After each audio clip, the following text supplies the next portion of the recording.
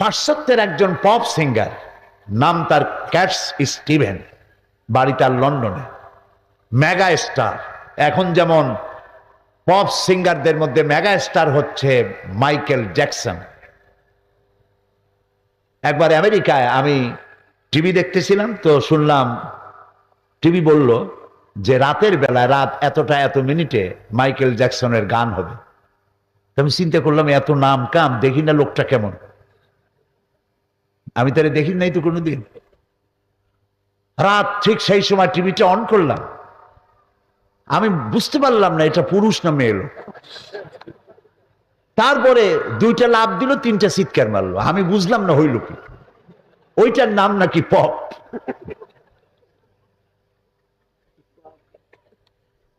আর ওনার আগে, এই মাইকেল জ্যাকসনের আগে ছিল ক্যাটস স্টিভেন। তিনি কোরআন শরীফের তেলাওয়াত শুনলেন কারি আব্দুল সামাদ আব্দুল বাসেতের কাছে। তেলাওয়াত শুনে পাগল হয়ে গেল, আমি কি গান গাই, কোরআনের সামনে তো এগুলি কিছুই না। তিনি কোরআন শুনে মুগ্ধ হলেন, কোরআন হাদিস পড়লেন এবং এক পর্যায়ে তিনি পড়লেন লা ইলাহা ইল্লাল্লাহু মুহাম্মাদুর রাসূলুল্লাহ। তার মুসলমান নাম হলো ইউসুফ ইসলাম। বাংলাদেশে কয়েকবার সফর তিনি করেছেন এবং আমি তার সাথে একসাথে কতগুলি প্রোগ্রাম করেছি। লন্ডনে বাড়ি, কলেজ করেছেন, কিন্ডারগার্টেন স্কুল করেছেন। এক মিটিংয়ে তিনি বললেন,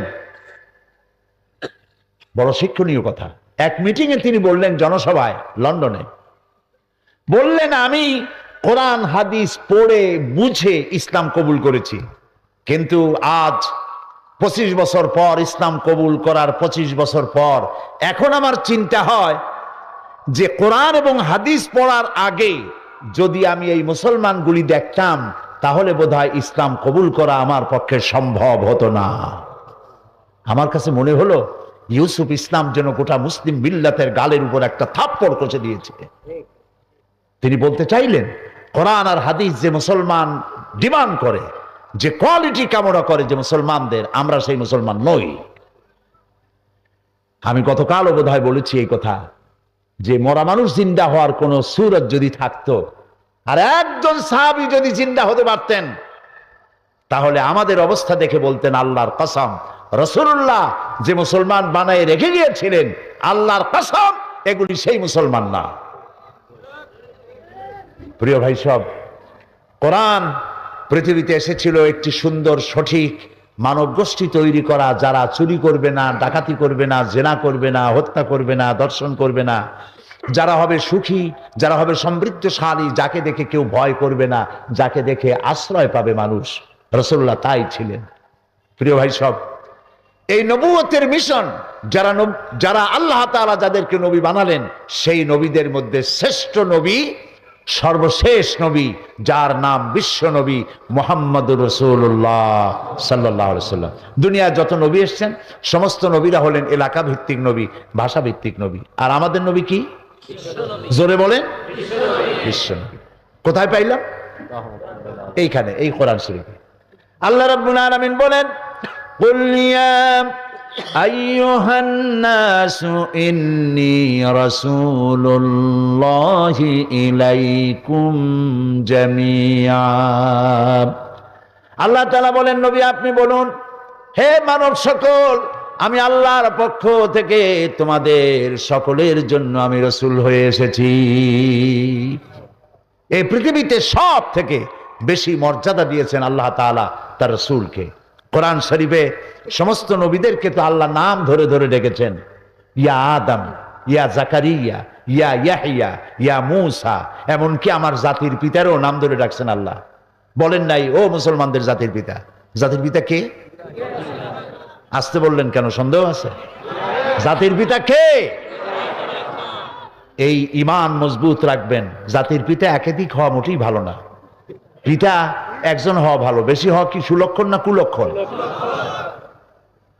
মুসলিম মিল্লাতের পিতা, মিল্লাত আবিকুম ইব্রাহিম হুয়া সাম্মাকুমুল মুসলিমিন, মুসলিম জাতির পিতা ইব্রাহিম আলাইহিস সালাম, তাকেও আল্লাহ নাম ধরে ডেকেছেন। কোরআনে কারিমে দেখতে পাই আল্লাহ রাব্বুল আলামিন তাকে ডেকেছেন এই বলে, ওয়ানাদাইনাহু আইয়া ইব্রাহিম قد صدقت الرؤيا إنا كذلك نجزي المحسنين। আমি ইব্রাহিমকে ডেকে বললাম, হে ইব্রাহিম, তুমি তোমার স্বপ্নকে বাস্তবে রূপ দিয়েছো, আর আমি এইভাবে করে মুহসিনিনদেরকে আমি পুরস্কৃত করে থাকি। প্রিয় ভাই সব, আল্লাহ রাব্বুল আলামিন একমাত্র নবী যার নাম ধরে ডাকেন নাই। নাম কি তার?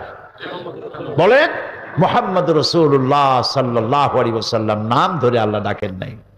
যখনই ডাকার দরকার হয়েছে আল্লাহ আদর করে ডেকেছেন, ইয়া আইয়ুহার রাসূল, হে রাসূল, ইয়া আইয়ুহান নবী, হে নবী, ইয়া আইয়ুহাল মুজাম্মিল, ইয়া আইয়ুহাল মুদ্দাসসির, ইয়াসিন, তাহা, প্রিয় প্রিয় নামে, সুন্দর সুন্দর নামে ডেকেছেন।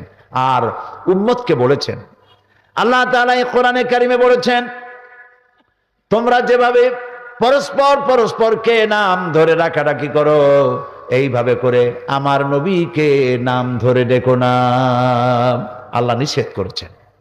এমনকি কথা আপনারা জানেন যে যদি কোনো মানুষ মা বাবার সাথে বেয়াদবি করে তাহলে সেটা শুধু বেয়াদবিই থাকে। পীরের সাথে বেয়াদবি করলো, বেয়াদবি, এর থেকে বেশি কিছু হয় না। কিন্তু নবীর শানে, মুহাম্মদ সাল্লাল্লাহু আলাইহি সাল্লামের শানে যদি কেউ বেয়াদবি করে সেটা বেয়াদবি থাকে না, কুফরি হয়ে যায়। নবী করিম সাল্লাল্লাহু আলাইহি ওয়াসাল্লাম সূরা হুজুরাতে আল্লাহ তাআলা বলছেন, এক মজলিসে তিনি বসেছিলেন, তিনি কথা বলছেন, কিন্তু তার কণ্ঠস্বরকে উপচে, তার কণ্ঠস্বরকে নিচু করে সাহাবায়ে কেরাম এত জোরে কথা বলছেন যে নবীর কথা শোনা যায় না। আল্লাহ এটাকেও বরদাস্ত করেন নাই। সঙ্গে সঙ্গে ওহী নাজিল হলো। আল্লাহ রাব্বুল আলামিন ঘোষণা করলেন, ইয়া আইয়ুহাল্লাযীনা আমানু লা তারফাউ আসওয়াতাকুম ফাওকা সাওতিন নবী। হে বিশ্বাসীরা, তোমরা যারা ঈমান এনেছো শোনো, তোমাদের কণ্ঠস্বর যেন আমার নবীর চাইতে বড় না হয়ে যায়। যদি আমার নবীর চাইতে তোমাদের গলার আওয়াজ বড় হয়ে যায়, আনতাহবাতা আমালুকুম, তোমাদের জিন্দেগীর সমস্ত নেক আমলগুলি আমি বরবাদ করে দেব। এখনো পর্যন্ত মসজিদে নববীতে রাসূলুল্লাহর কবরের সামনে এই আয়াতটি স্বর্ণাক্ষরে লেখা আছে। এটা সেই জায়গা, ইয়ে মাকামে আদব হয়, এখানে আদব করতে হয়, জোরে চিল্লায় কান্দাও যায় না, নীরবে ফোঁপায় ফোঁপায় কাঁদতে হয়। এখানে শুয়ে আছেন আল্লাহ তাআলা যাকে শয়ে রেখেছেন, যিনি হচ্ছেন আখিরি জামানার পয়গম্বর বিশ্বনবী মুহাম্মদ রাসূলুল্লাহ সাল্লাল্লাহু আলাইহি ওয়াসাল্লাম। প্রিয় ভাই সব, তিনি দুনিয়ার বুকে এসেছিলেন একটি বিপ্লব করার জন্য। কি জন্য আসছিলেন, কেন তাকে পাঠানো হলো? কোরআনে কারীমের মধ্যে সূরা ফাতহার মধ্যে আল্লাহ তাআলা বলেন, হুয়াল্লাযী আরসালা রাসূলাহু বিল হুদা ওয়া দীনিল হক লিইয়ুযহিরাহু আলাদ-দীনি কুল্লিহি ওয়া কাফা বিল্লাহি শাহীদা। হুয়াল্লাযী আরসালা রাসূলাহু বিল হুদা ওয়া দীনিল হক, আমি আমার রাসূলকে দ্বীন হক, সত্যের বিধান সহকারে পাঠিয়েছি, যাতে করে তিনি মানব গোষ্ঠীর উপরে আমার কোরআনকে বিজয়ী করে দেন, আমার দ্বীনকে বিজয়ী করে দেন। এই জন্য তাকে পাঠিয়েছি। আজ আমার দেশের এক শ্রেণীর লোক আছে যারা ধর্ম আর রাজনীতিকে আলাদা করতে চায়, আছে না? আছে কিনা? তারা ধর্মনিরপেক্ষতায় বিশ্বাসী। আপনারা জানেন আল্লাহ যা যা করেছেন শয়তান তার উল্টা করেছে, ঠিক কিনা? আল্লাহ তাআলা করেছেন খেলাফত, শয়তান করেছে রাজতন্ত্র। এই রাজতন্ত্র আল্লাহর বানানো নয়, এটা কার বানানো? আল্লাহ দিয়েছেন অর্থনৈতিক বিলি বন্টনের ব্যবস্থা হিসাবে, সুষম বন্টন নীতি হিসাবে যাকাত ভিত্তিক অর্থ ব্যবস্থা, শয়তান করেছে সুদ। আল্লাহ দিয়েছেন দ্বীন, কমপ্লিট কোড অফ লাইফ, পূর্ণাঙ্গ জীবন ব্যবস্থা ইসলাম। শয়তান দিয়েছে সেকুলারিজম, ধর্মনিরপেক্ষ মতবাদ। আমি 1997 সনে পার্লামেন্টে বাজেট বক্তৃতার ভেতরে আমি এই কথা আনছিলাম যে ধর্মনিরপেক্ষ মতবাদ হলো একটি কুফরি মতবাদ। তদানীন্তন প্রধানমন্ত্রীর সামনেই বলেছি, পৃথিবীর সব আলেম একমত, ধর্মনিরপেক্ষ মতবাদ হচ্ছে কি বলুন তো? কুফরি মতবাদ। কোন নবী ধর্মনিরপেক্ষ ছিলেন না, কোন সাহাবী ধর্মনিরপেক্ষ ছিলেন না। এই ধর্মনিরপেক্ষ মতবাদ কোনরা মানুষকে বোকা বানার জন্য বলেন যে ধর্মনিরপেক্ষতার অর্থ ধর্মহীনতা নয়, এটি একটি মিথ্যে কথা। বলুন এটি কি? আমি পার্লামেন্টে ডিকশনারি থেকে উল্লেখ করে বলেছিলাম, পৃথিবীর সব ডিকশনারি বলে সেকুলারিজম এর অর্থই হচ্ছে ধর্মহীনতা, ধর্মবিরোধিতা। ধর্মনিরপেক্ষবাদী লোকেরা পৃথিবীতে যখন যে দেশে ক্ষমতায় এসেছে সেখানেই তারা ইসলামকে নির্যাতিত করেছে, আলেমদেরকে নির্যাতিত করেছে। প্রমাণ দেব? প্রমাণ শুনতে চান? তুরস্ক দিয়ে শুরু করি। তুরস্কে খেলাফত চালু ছিল, কিন্তু ইউরোপ চাইল না তার দেশের মধ্যে, ইউরোপীয় মহাদেশের ভিতরে ইসলামের একটা দেশ থাকুক, তারা তা সহ্য করলো না। কামাল পাশা তারাই তৈরি করলো। কামাল পাশা মুসলমানদের হেজাব পরা, নারীর হেজাব পরা রাষ্ট্রীয়ভাবে নিষিদ্ধ ঘোষণা করলো। আরবি ভাষা শিক্ষা করা নিষেধ, মুসলমান পুরুষদের দাড়ি রাখা নিষেধ, সেনাবাহিনীর লোকেরা জামাতে নামাজ পড়া নিষেধ। এখনো সেসব আইন বলবৎ আছে। এই দেখুন ফ্রান্স, জ্যাক শিরাক কি কাজটা করলো? জ্যাক শিরাক নারীদের, মুসলিম নারীদের স্কার্ফ পরা, হিজাব পরা নিষিদ্ধ ঘোষণা করলো। ওটাও একটা সেকুলার রাষ্ট্র। সেকুলারিস্টরা যখনই ক্ষমতা আসে তখনই ইসলামের উপরে অত্যাচার করে। আমাদের দেশের তদানীন্তন সরকার 1972 সনে যারা ক্ষমতায় এলেন তারা ধর্মনিরপেক্ষ মতবাদী ধ্বজাধারী ছিলেন। কি কামটা করলেন? এসেই সর্বপ্রথম বিশ্ববিদ্যালয়ের মনোগ্রাম সমূহ থেকে ইকরা বিস্মি রাব্বিকাল্লাযী খালাক রব্বি জিদনি ইলমা এটাকে তুলে দিল। এ কথা কি মিথ্যা না ঠিক? এটা সত্য কিনা? যারা 1971 সনের আগে বিএ এমএ যারা পাশ করেছেন, সার্টিফিকেটটা বাড়িতে গিয়ে রাত্রে আমার কথা প্রমাণ করার জন্য সার্টিফিকেট দেখুন। আপনার সার্টিফিকেটে রাজশাহী বিশ্ববিদ্যালয়ের মনোগ্রামে লেখা আছে রব্বি জিদনি ইলমা, লেখা আছে ইকরা বিস্মি রাব্বিকাল্লাযী খালাক। আল্লাহর কোরআন তারা সহ্য করতে পারে নাই, উঠাই ফেলেছিল। ঠিক না? এবং ইসলাম আর মুসলমান নাম যেখানে যেখানে ছিল সব জায়গা থেকে তারা বিদায় করেছিল। গত 5 বছরে তারা করল কি? ধর্মনিরপেক্ষ হওয়ার কারণে 252টি মাদ্রাসা বিনা কারণে বন্ধ করে দিয়েছিল। এগুলো ইতিহাস কিনা বলুন? আলেমদের উপর অত্যাচার করেছিল। 2001 সালের 1 জানুয়ারি থেকে নিয়ে 30 জুন পর্যন্ত বাংলাদেশের 26,000 আলেমদেরকে পাবলিক সিকিউরিটি অ্যাক্টে গ্রেফতার করে তাদেরকে নির্যাতন করেছিল। এই হচ্ছে ধর্মনিরপেক্ষ মতবাদ। আমি পার্লামেন্টে বক্তৃতায় বলেছিলাম, ধর্মনিরপেক্ষ মতবাদের উপরে বিশ্বাস থাকাকালীন সময় যদি কারো মৃত্যু হয় আল্লাহর জান্নাতের কোনো গ্যারান্টি নাই, এটি গ্রহণ করা হারাম। কিন্তু তারা কোরআন হাদিস থেকে উদ্ধৃতি দেয়। তারা বলে বুখারী শরীফে আছে লাকুম দীনুকুম ওয়ালিয়া দীন। অনুসারীরা মনে করে মাশাআল্লাহ আমাদের নেতৃত্ব বুখারীও পড়ছে তাহলে। কিন্তু কত বড় ফাঁকি দিছে, লাকুম দীনুকুম তো বুখারীতে না, এটা কোথায়? কোরআনে। কোন সূরা? সূরা কাফিরুন। উনি জানেন না এটার প্রেক্ষাপট কি, নাজিল হওয়ার কারণ কি।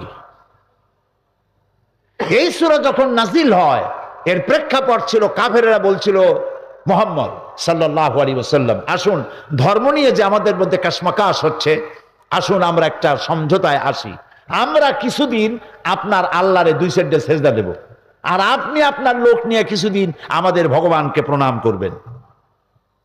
এই প্রস্তাব যখন করলো তারা ধর্মকে 50-50 ভাগাভাগি করার জন্য, তখন আল্লাহ তাআলা জিবরাইল পাঠিয়ে দিলেন। রাসূলুল্লাহ কোনো কথা বলতেন না যতক্ষণ জিবরাইল কথা না বলেন, জিবরাইল ততক্ষণ কথা বলতেন না যতক্ষণ আল্লাহ বলতে নির্দেশ না করেন। আল্লাহ নাজিল করলেন কুল ইয়া আইয়ুহাল কাফিরুনা লা আ'বুদু মা তা'বুদুন। বলুন হে কাফেরেরা, তোমরা যার ইবাদত করো আমরা তার ইবাদত করি না, আবার আমরা যার ইবাদত করি তোমরা তার ইবাদত করো না। সুতরাং সিদ্ধান্ত হচ্ছে এই লাকুম দীনুকুম ওয়ালিয়া দীন। তোমাদের ধর্ম তোমাদের জন্য, আমাদের ধর্ম আমাদের জন্য। তোমরা তোমাদের দ্বীনের পক্ষে থাকো, আমরা আমাদের দ্বীনের পক্ষে থাকি। এখানে নিরপেক্ষতার কথা কোথায় পেলেন? ধর্মের ব্যাপারে নিরপেক্ষ থাকতে পারে কেবলমাত্র শয়তান, মুসলমান পারে না। আপনাকে পক্ষে থাকতে হবে। ধর্মের ব্যাপারে রাসূলুল্লাহ কি নিরপেক্ষ ছিলেন? তাহলে সারা জীবন তিনি করলেনটা কি? একজন সাহাবী পাওয়া যাবে না যিনি ধর্মের ব্যাপারে নিরপেক্ষ ছিলেন। আপনি পক্ষে থাকেন। যেমন রাজশাহী থেকে ঢাকা যাবেন, বিশ্ব রোড, হয় আপনি রাইটিস্ট হবেন, না হয় লেফটিস্ট হবেন, হয় ডান দিক দিয়ে চলেন, না হয় বাম দিক দিয়ে চলেন। কিন্তু কেউ যদি বলে আমি রাইটিস্ট হব না, লেফটিস্ট হব না, আমি মিডিল ইস্ট হব, আমি রাস্তার মাঝখানে থাকবো, আমি নিরপেক্ষ, এই রাস্তার মাঝখানে দাঁড়ায় নিরপেক্ষতা যদি পালন করেন, কিছুক্ষণের মধ্যে ট্রাক বাবাজি আসবে, আপনারে মামলেট বানাই দিয়ে যাবে রাস্তার উপরে।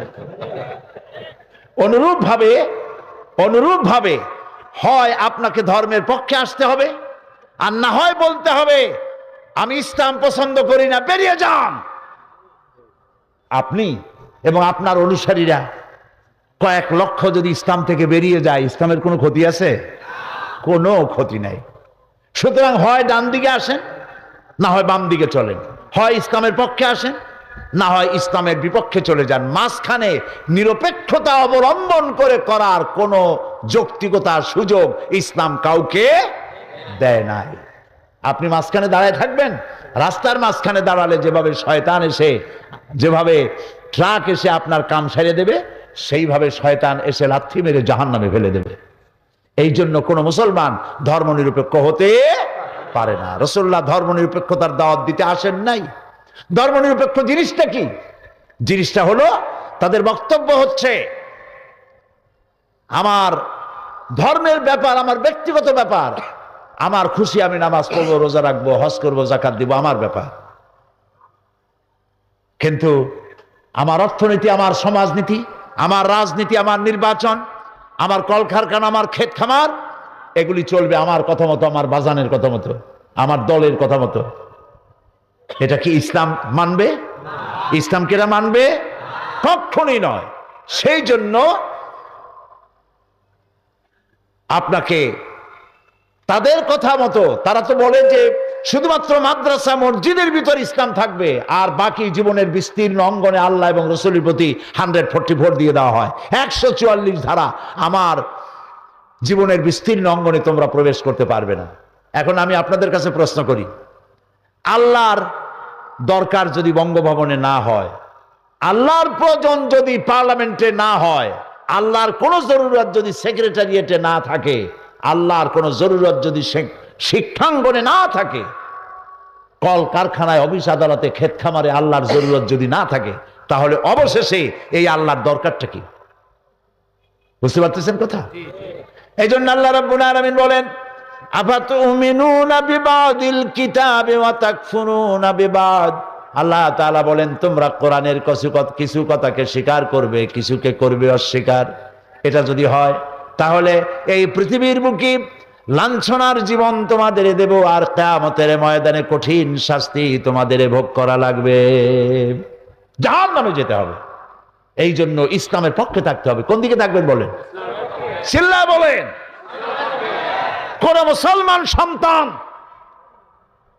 যে মুসলমান মায়ের গর্ভে এসেছে, মুসলমান পিতার জন্মে হয়েছে, ধর্ম নিরপেক্ষতা অবলম্বন করে চলা হারাম। তাদের অবস্থা দেখেছেন? মিটিং করে, মিছিল করে, কখনো হাজারো স্লোগান দেয়, আল্লাহু আকবার স্লোগান নাই। বলেন ঠিক কিনা? সেই দলের লোকেরা যদি আজ মাহফিলে থাকেন, আমি তাদের বিবেকের কাছে প্রশ্ন করি, আপনি আপনার দলের নেতা এবং নেত্রীকে প্রশ্ন করতে পারেন না?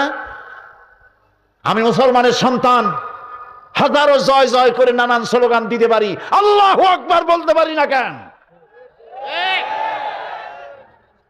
এটা তো হিন্দুস্তান নয়, এর নাম বাংলাদেশ। 14 কোটি মুসলমানের জায়গা, কেন আল্লাহু আকবার বলতে পারি না? না পারার কারণ আমরা জানি, সামান্য কয়েকটা সংখ্যালঘুদের ভোট নেওয়ার জন্য আল্লাহর নাম তারা পরিত্যাগ করেছে। এই জন্য যারা মুসলমান ধর্মনিরপেক্ষবাদীদের সাথে কোনো সম্পর্ক নাই, তাদেরকে তওবা করে ফিরে আসতে হবে। আল্লাহ যেন তৌফিক দেন বলি আমি। ধর্মনিরপেক্ষ মতবাদ এলো থেকে, এটাও আপনাদের জানা দরকার, না জানা দরকার নেই? জানা দরকার। ধর্মনিরপেক্ষ মতবাদের জন্মদাতা কে? আগে বলেছি আমি, বলেন কে? শয়তান। চিল্লায় বলেন কে? মধ্যযুগীয় ইউরোপ সভ্যতায় যখন চার্চ কর্তৃক, পাদ্রী কর্তৃক রাষ্ট্র শাসিত হলো, ঐতিহাসিক সত্য। আমরা লেখাপড়া করে বক্তব্য রাখি, গতকালও বলেছি, চোখে দেখি, পড়াশোনা করি, তারপর জনগণের কাছে উপস্থাপন করি। ধর্মনিরপেক্ষ মতবাদ এলো থেকে? মধ্যযুগে ইউরোপ সভ্যতায় যখন পাদ্রীরা দেশ চালাইত ধর্মের নামে, তখন তারা শিক্ষিত লোকদের উপর অত্যাচার করত। গ্যালিলিওর মতো একজন মহান বিজ্ঞানীকে একটি সত্য উচ্চারণের জন্য তাকে বিষ পান করে হত্যা করেছিল। এ কথাগুলি সত্য কিনা? আমি অত্যন্ত সচেতনতার সাথে বক্তব্য রাখছি। আমি জানি রাজশাহী শিক্ষার নগরী। আমার সামনে যারা উপস্থিত, আমার ধারণা মতে 100% এডুকেটেড পারসন। আলহামদুলিল্লাহ বলেন। সেখানে তারা নারীদের উপর অত্যাচার করেছে পাদ্রীরা। তারা বলেছে নারী হচ্ছে শয়তানের দালাল, শয়তানের ব্রোকার। কিভাবে?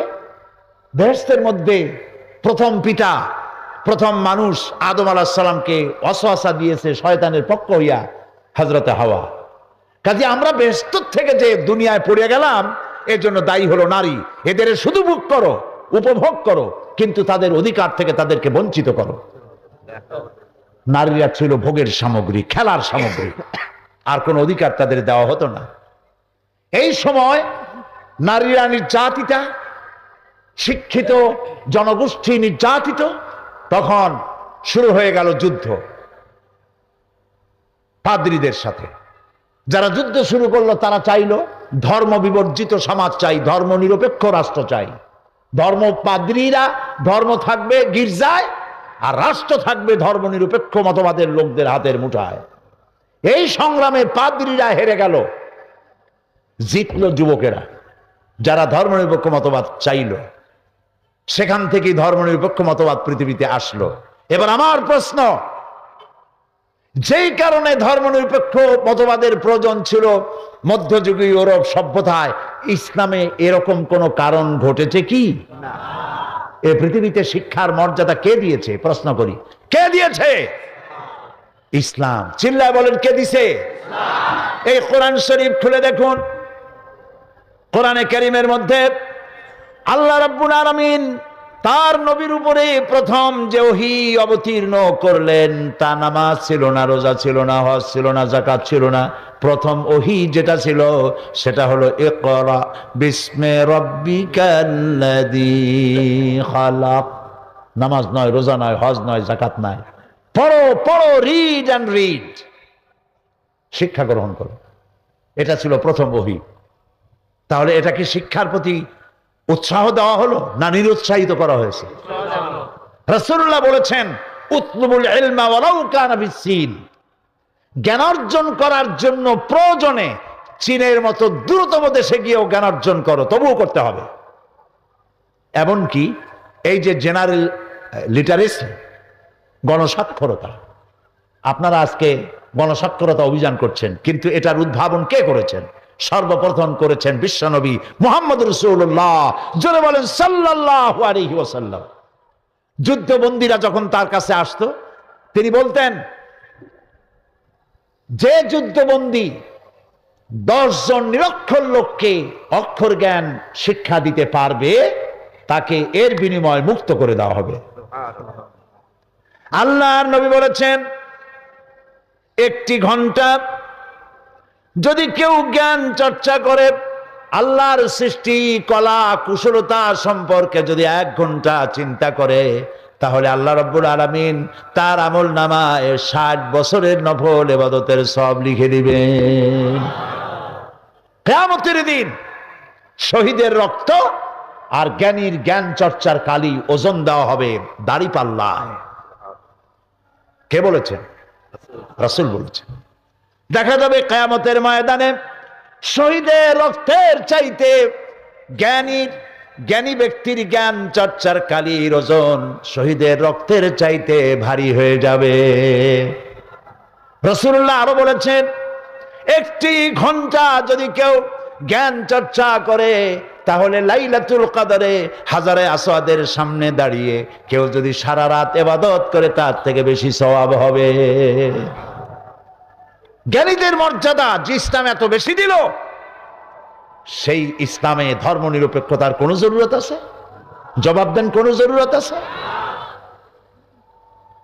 নারীদের ব্যাপারে নারীকে সম্মান কে দিয়েছে পৃথিবীতে? বলেন বলেন আপনারা, কে দিয়েছে?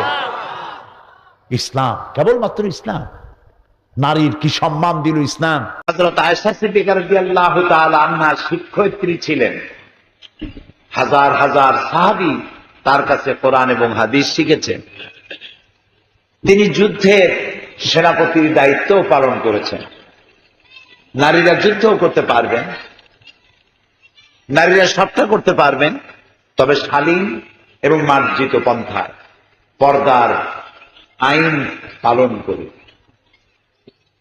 সুতরাং মা বোনেরা, এই পৃথিবীতে আল্লাহ তাআলা আপনাদেরকে সব থেকে বেশি অধিকার দিয়েছেন। সেই অধিকারগুলি সংরক্ষণ করে পরকালের জন্য কিছু সঞ্চয় করবেন।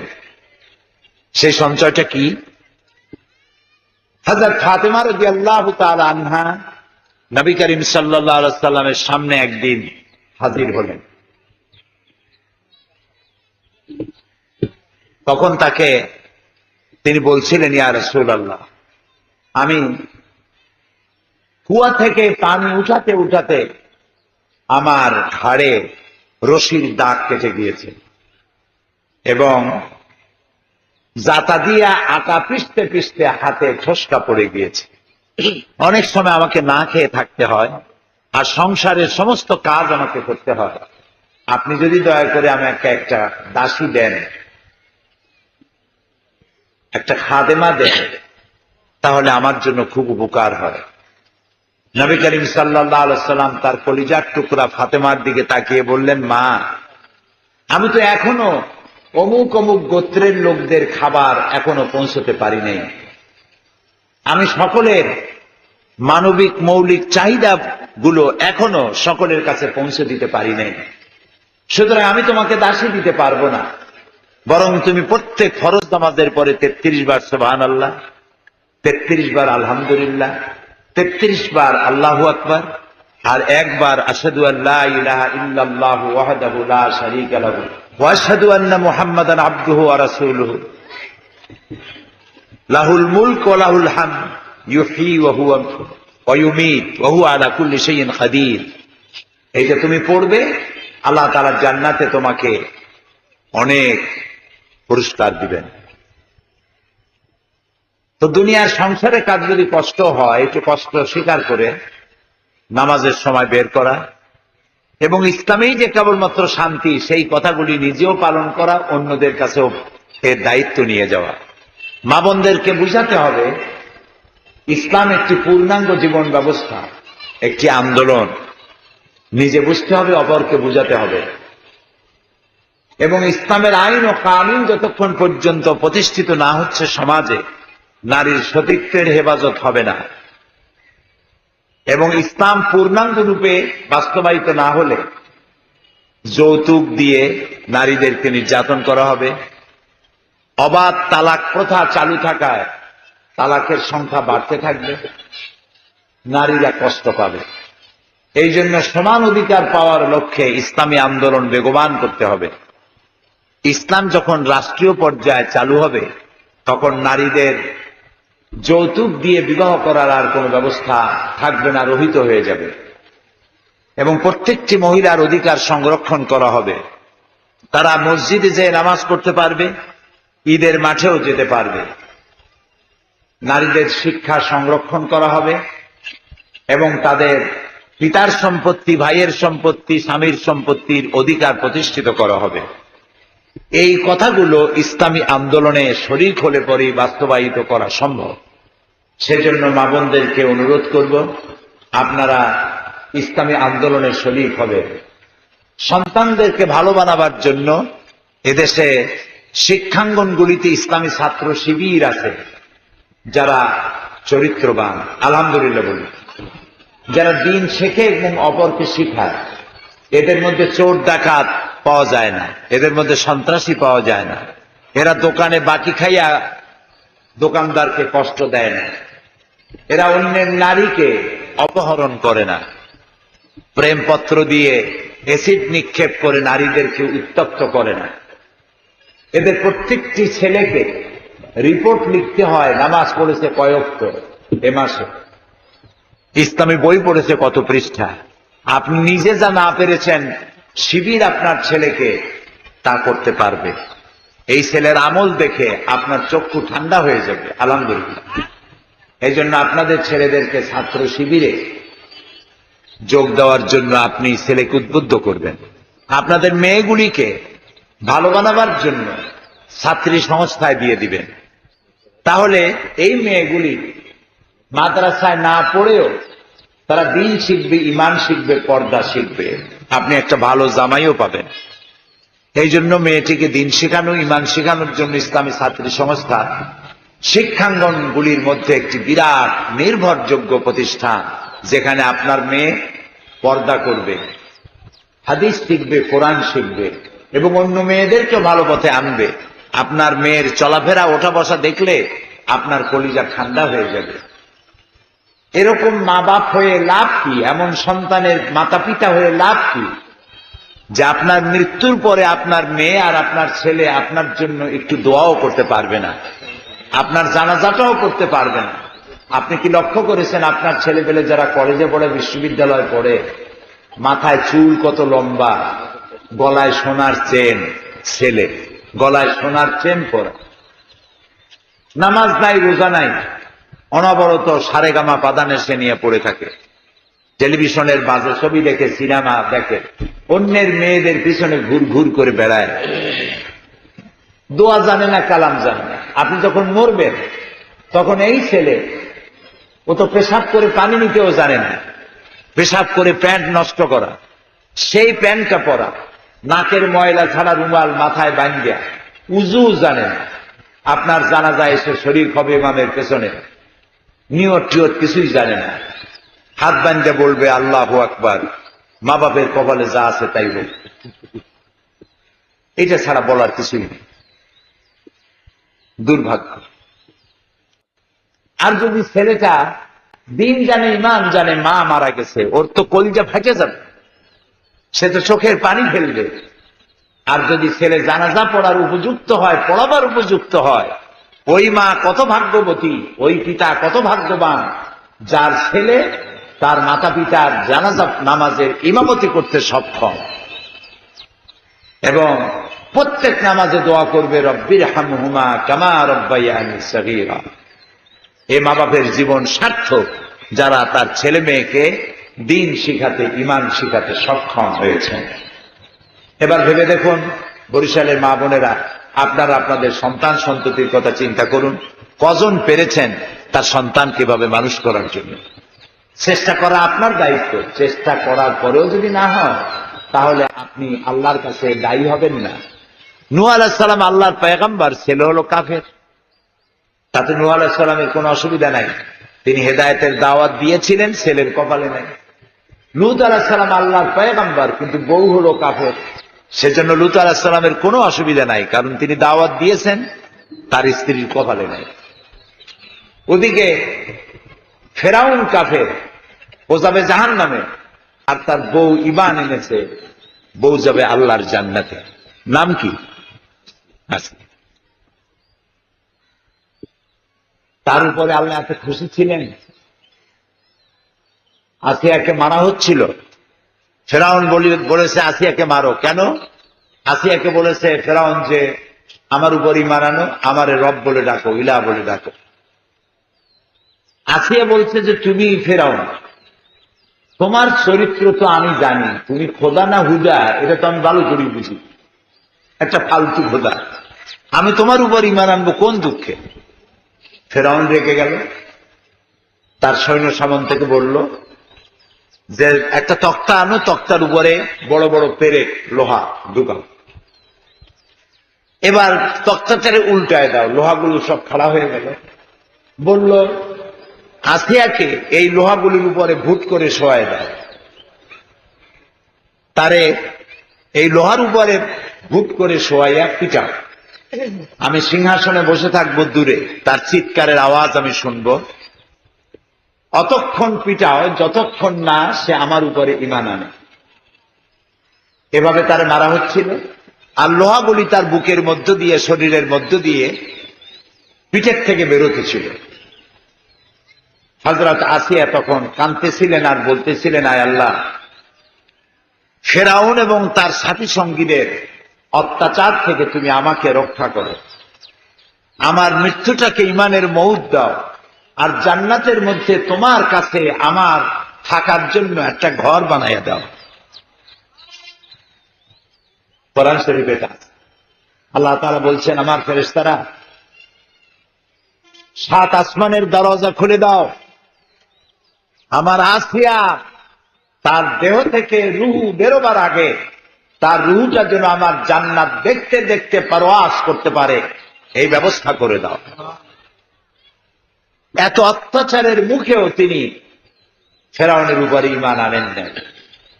ফেরাউন ছিল কাফের, বউ হলো মুমিনা, আল্লাহর জান্নাতে যাবে। এটা হলো কপাল, কিসমতের ব্যাপার। কাজে আপনি মা বাপ আপনার সন্তানকে, স্বামীকে হেদায়েতের জন্য দাওয়াত দিবেন, এটা ইসলামী আন্দোলনের একটি অপরিহার্য দায়িত্ব। এটাই ইসলামী আন্দোলন। ছেলেকে দাওয়াত দেওয়া, পুত্রবধূকে দাওয়াত দেওয়া, স্বামীকে দাওয়াত দেওয়া, দিনে রাত্রে। নূহ আলাইহিস সালাম, এই যে রিপোর্ট সিস্টেম, ইসলামী আন্দোলনের মধ্যে রিপোর্ট সিস্টেম আছে, কয়টা দাওয়াত দিয়েছো, কারে দাওয়াত দিয়েছো, কর্মী টার্গেট, তারপরে কর্মী যোগাযোগ, রোকন টার্গেট, পড়তো কি, করতো কি, আছেন এরকম রিপোর্ট সিস্টেম। এই রিপোর্ট সিস্টেম নূহ আলাইহিস সালাম দেখাইছেন প্রথম। তিনি আল্লাহকে রিপোর্ট করেছেন, আয় আল্লাহ তাআলা, সূরা নূহ পড়ুন, সেখানে লেখা আছে, আয় আল্লাহ তাআলা, আমি আমার জাতিকে দিনেও দাওয়াত দিয়েছি, রাতেও দাওয়াত দিয়েছি, প্রকাশ্যেও দিয়েছি, অপ্রকাশ্যেও দিয়েছি, 24 ঘন্টা দিয়েছি। আল্লাহর কাছে তিনি রিপোর্ট পেশ করছেন। তা আপনি আপনার স্বামীকে দাওয়াত দিবেন, নামাজের দাওয়াত, চরিত্রের দাওয়াত, দিনের দাওয়াত, ইমানের দাওয়াত, এটা দিবেন। হালাল রুজি কামাবের কথা বলবেন। সন্তানকে দিনের দাওয়াত দিবেন, মেয়েকে দিবেন খালি হাবিজাবি গল্প, ঠাকুরমার ঝুলি, পারস্য আরব্য উপন্যাস ইত্যাদি হাবিজাবি পড়িয়া কোনো লাভ নাই। সেই বই পড়ুন যে বই পড়লে পরে জ্ঞান বৃদ্ধি পায়। বিজ্ঞানের বই পড়ুন, দর্শনের বই পড়ুন, হাদিস পড়ুন, কোরআন পড়ুন, জ্ঞান বৃদ্ধি হবে। জ্ঞান চর্চা করুন। এইসব বাজে উপন্যাস, হাবিজাবি গল্পের বই পড়ে কোনো লাভ নাই। সুতরাং জ্ঞানের বই পড়ুন, সে লেখা যার লেখাই হোক, যে বই পড়লে জ্ঞান হয়, সে বইটা যেই লেখুক জ্ঞান বৃদ্ধি হয়, সেই বই পড়ুন। স্বামীকে তা পড়তে বলুন, ছেলে মেয়েকে বই পড়তে বলুন। আর সর্বশ্রেষ্ঠ জ্ঞানের বইয়ের নাম কোরআন, সর্বশ্রেষ্ঠ জ্ঞানের বইয়ের নাম হাদিস। এবং ইসলামী সাহিত্য বেশি বেশি অধ্যয়ন করুন, ছেলে মেয়েকে পড়ান, নিজেরা পড়ুন। অনেক বাড়িতে আমি দেখেছি, তাদের বাড়িতে ড্রয়িং রুমে, শোরুমে হাজার হাজার লাখ টাকার শোপিস আছে। শোপিস কি বলে বাংলায়? হ্যাঁ, আমাদের দেশে বাংলাদেশিরা বিশ্ববিদ্যালয় বোঝে না, ইউনিভার্সিটি করলে রিক্সাওয়ালা তাড়াতাড়ি নিয়ে যায়। অধ্যক্ষ বোঝে না, প্রিন্সিপাল করলে তাড়াতাড়ি বোঝে। শোপিস দর্শনীয় জিনিস আর কি, টেবিলে রাখে আর আলমারির মধ্যে সাজায় সাজায় রাখে, পুতুল, এটা সেটা, হাবি জাবি, হাজার হাজার টাকা দাম। কিন্তু কোরআন শরীফের একখান তাফসীর নাই, হাদিস শরীফের একটা বাংলা অনুবাদ নাই, ইসলামের সাহিত্য নাই, নামাজ রোজার হাকিকত নাই, ইসলামের বুনিয়াদী শিক্ষা নাই। ইসলাম জানলেন না, কতগুলি পুতুল দিয়ে ঘর সাজায় রাখলেন, তাতে লাভ হলো কি? লাভ একটা হইছে, সেটা হলো রাসূলুল্লাহ বলেছেন, যে ঘরে কুত্তা থাকে আর প্রাণীর ছবি থাকে, সেই ঘরে আল্লাহর রহমতের ফেরেশতা প্রবেশ করে না। এটাই হয়েছে লাভ। কতগুলো মূর্তি রাখছেন ঘরে, এখন আল্লাহর রহমতের ফেরেশতা ঢুকবে না। আর কুত্তা থাকলে ঢোকে না। একজনে তার বন্ধুর বাড়ি যায় দেখে যে কুত্তা দিয়ে বাড়ি বড়। সে লোক জিজ্ঞেস করলো যে তুমি তো কখনো কুত্তা প্রেমিক ছিলে না, এত কুত্তা পালতেছো কেন? কয় যাক হাদিসে শুনছি এক মৌলানা সাহেব বলল কুত্তা থাকলে নাকি ফেরেশতারা আসে না। তো মালাকুল মউত আজরাইল সে তো এক ফেরেশতা, কুত্তা থাকবে আমার সাথে সাথে, দেখি ফেরেশতা আসে কেমনে। কি বুদ্ধি! ওই কুত্তাওয়ালার বন্ধু ছিল খুব বুদ্ধিমান। সে বললো যে আচ্ছা তুমি তো ভালো বুদ্ধির কাজ করছো যে কুত্তা আছে বলে তোমার কাছে মালাকুল মউত আসবে না, কিন্তু কুত্তা যে মরে তা কি তুমি জানো? তা তো জানি, কুত্তা তো মরে। আজরাইল না আসলেও কুত্তা মারে যে ফেরেশতায়, তোরে মারবে সেই ফেরেশতায়। তাহলে বিষয়টা হচ্ছে এই যে ঘরের মধ্যে মূর্তি রেখা, কুত্তা রেখা, এগুলির চাইতে মূর্তি টুর্তি হাবিজাবি শোপিস হাজার হাজার টাকা লাখ লাখ টাকা দিয়ে এগুলো না কিনা আপনার ড্রয়িং রুম বসার রুম বই দিয়ে সাজান, চোখ ঠান্ডা হয়ে যাবে। প্রতিদিন অন্তত কোরআনে কারীমের একটা ছোট্ট সূরা 2টা আয়াত ব্যাখ্যা সহকারে পড়ুন। আর কোরআনের বর্তমান বিশ্বের শ্রেষ্ঠ তাফসীরের নাম তাফহিমুল কোরআন। পুরুষেরা জোরে কন্ত কি নাম? এটি বাংলা ভাষায় পাওয়া যায়, 19 খণ্ডে সমাপ্ত। আমি এ ব্যাপারে নিশ্চিত কোন বিজ্ঞ মুসলমান যার জ্ঞান আছে, বুদ্ধি আছে, চিন্তাশীল, সে যদি তাফহিমুল কোরআনের প্রথম খণ্ডের কোরআন পরিচিতি এই চ্যাপ্টারটা পড়ে, তাহলে 30 পারা তাফহিমুল কোরআনের 30টা পারা 19টা খণ্ড পুরাটা পড়তে সে বাধ্য হবে। আপনার জীবনের আমূল পরিবর্তন হবে তাফহিমুল কোরআন কিনুন। আর ইসলামের সাহিত্য পড়ুন, হাদিসের বাংলা অনুবাদ বই আছে সেগুলি পড়ুন, চিন্তার জগতে পরিবর্তন আসবে, সত্যিকারের মুসলমান মুমিন হয়ে জীবন যাপন করতে পারবে। আমি পড়াশোনার প্রতি আপনাদের বেশি জোর দিচ্ছি। আর পর্দা করে চলা, পর্দা মানে এটা নয় যে বোরখা পরে সারাক্ষণ ঘরের মধ্যে বসে থাকুন। পর্দা হচ্ছে অবাধ পরপুরুষের সাথে অবাধ মেলামেশা থেকে নিজেকে মুক্ত রাখুন। আপনি চাকরি করবেন ঠিক, কিন্তু আপনার বস বা অন্যদের সাথে ফ্রি মিক্সিং, অবাধ মেলামেশা থেকে নিজেকে দূরত্ব বজায় রেখে চলুন এবং রাজভারী পার্সোনালিটি নিয়ে চলুন। ব্যক্তিত্ব এক সাংঘাতিক জিনিস, বিরল, এটি সকলের মধ্যে হয় না। এই ব্যক্তিত্ব যাকে ইংরেজিতে বলে পার্সোনালিটি, আর উর্দুতে বলা হয় শখসিয়ত। জি, পার্সোনালিটি। এই জন্য আপনার ব্যক্তিত্ব সৃষ্টির জন্যই আল্লাহ তাআলা নারীদেরকে পর্দার ব্যবস্থা করেছেন। এটা আপনার ব্যক্তিত্বের বিকাশ। পুলিশেরা ঢাল ব্যবহার করে, দেখছেন আপনারা? ঢাল কারে বলে?